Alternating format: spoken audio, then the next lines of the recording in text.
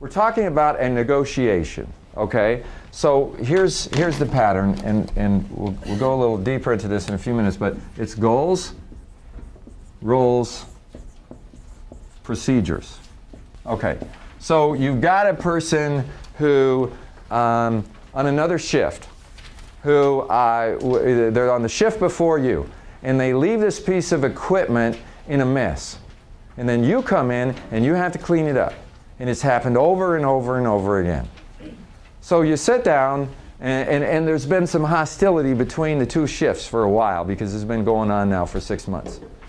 And we haven't figured out how to solve it. And we've had some interactions. Okay, so you one-on-one, you sit down with this individual and you say, you know, there's been a lot of clashes between us and everything. And I just wanted to talk to you one-on-one because it's really my goal that we kind of see ourselves as one team, you know, and not our shift is one team and your team is another team and we're kind of hostile towards each other. We're one team.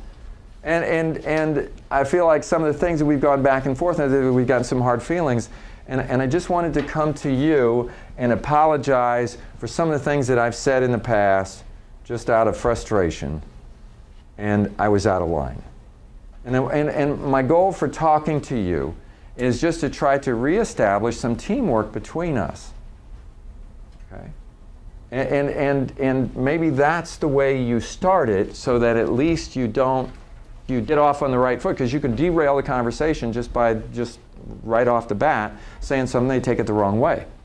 Now where we go from here depends. Okay? But we could have a discussion of roles. And it's very appropriate to talk about our roles because you're on this shift before us and then we come on after you and we have to use the same equipment and we probably have different ideas about our roles, but I think it would be important for us to talk about the handoffs and how we work together and just get some discussion going. So then you spend a little bit of time talking about it. Maybe you'll find out they have a totally different idea of their role versus yours. You think it's their role to do all this stuff before you come on. But they don't think it's their role to do that. Maybe the shift that's before them doesn't, and they just, who knows? But we need to have a discussion of roles. And in discussion, so you're trying to share your point of view and you're trying to understand their point of view. And in this interaction, who knows how long it's going to take, but we're trying to get understanding. And Stephen Covey in the 7 Habits of Highly Effective People said, seek first to understand, then to be understood. So if you do all the talking and you're just giving them your point of view, they're going to get the point, they're going to get the idea that this is all one-sided, that you're trying to manipulate them into doing what you want them to do. So, but you don't do that. Instead, you start by asking them questions and how they see their role and try to understand their scene. What are the difficulties that they're experiencing? So that you can come up with some ideas of things that you could do to make it easy for them, hoping that they'll reciprocate when you sort of get around to your point of view. So you sort of learn how to have these role discussions. Well, at some point, we're going to get down to changes that need to be made. And it's important that you know what procedures, before you even start the conversation, what are the procedures that I'm hoping to negotiate or to get agreement on before it happens. Okay, sometimes it's something as little as, here's an individual who just makes sarcastic comments to you at random, out in the open. And you really have to think about what is the behavioral change that I would like to see. And you have to be able to position that as a procedure and negotiate. So I would like you to not make sarcastic comments to me anymore. But if I say to you, you always make sarcastic comments to me and I'm tired of it and I want it stopped, they're going to react to that.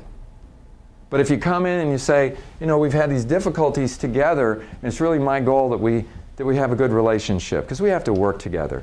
Patients see us, and they can see sometimes that the way we're interacting, it doesn't make us look good. And then as maybe there's some reasons why this person talks to you sarcastically. Maybe from their point of view, there's something that you're doing that they don't like. So you give them the benefit of the doubt and you start to ask. And sometimes you have to ask a goal question of them.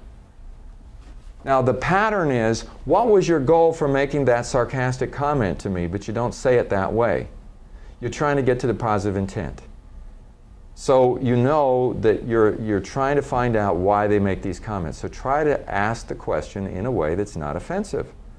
And say sometimes when we go back and forth, it's kind of like a bantering, to me, sometimes it crosses the line.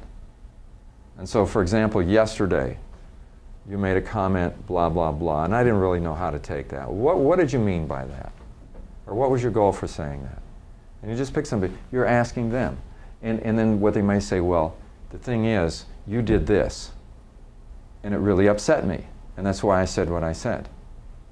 Okay, so then we start talking about our roles. We try to figure out how we can establish some procedures that will keep that from happening. But part of the procedures is, and in the future, if you get upset with something that I do, I would like to ask that instead of you making a remark like that, you just come to me one-on-one and tell me what it is. Would you agree to that? And they say yes. Okay, you have just negotiated a behavioral change. But how you got to it, you had to very carefully get to that point. If you went right straight to that and said, I want you to agree to never say anything like that to me again, it's not going to work. You have to sort of go through a process. So the procedure is the agreement that the two of you make that the behavior is going to stop. Or that an alternate behavior, usually an alternate is the best way to do it because they have a behavior that they're doing to try to fix a situation, but it's not a good behavior. They yell at you, but that doesn't fix the situation. So you ask them in the future, you know, when you get that impulse to yell at me because of something that I did, could you do this instead? You know, just come to me and say, hey, I need to talk to you, and then we'll go over and we'll have a conversation, and I promise I'll listen to you. Would you agree to that? Yes. Okay.